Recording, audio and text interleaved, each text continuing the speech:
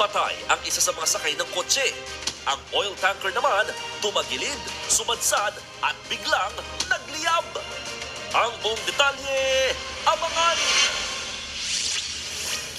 Magandang gabi, Pilipinas. Kasama ang buong puwersa ng News 5. Ito ang Frontline Pilipinas Weekend!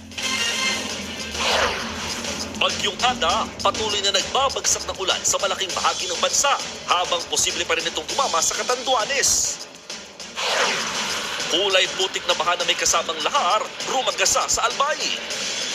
Dalawa naman ang patay matapos madaganan ng malaking bato sa Sorsogon. Online sender sa Taytay Rizal, pinalin sa ulo habang naka-livestream. At sa Sinulog Festival, libo-libong deboto nakisa sa prosesyon ng Santo Niño de Cebu.